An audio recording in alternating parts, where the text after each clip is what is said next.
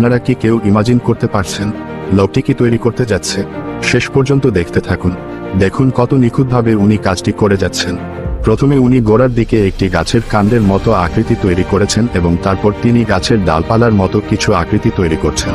উনি কিন্তু এই কাজটি প্রথমবার করছেন না, বরং এর আগেও উনি অনেকবার এই জিনিস তৈরি করেছেন এবং উনি এই কাজটিতে যথেষ্ট পারদর্শী।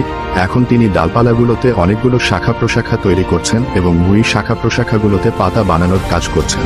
দেখুন বন্ধুরা, লোকটি কত কষ্ট করে কাজটি করছেন এবং প্রথমবার এই কাজটি করতে অবশ্যই উনাকে যথেষ্ট সময় ও শ্রম দিতে হয়েছে। এই লোকটি উনার দেশে বিভিন্ন পাবলিক প্লেসে তার এই কাজটি জনগণের সামনে প্রদর্শনী হিসেবে করে থাকেন এবং জনগণ খুব মনোযোগ সহকারে সেটি উপভোগ করেন। দেখুন লোকটি তার কাজের প্রায় শেষের দিকে চলে গেছেন। সত্যি অসাধারণ প্রতিভা।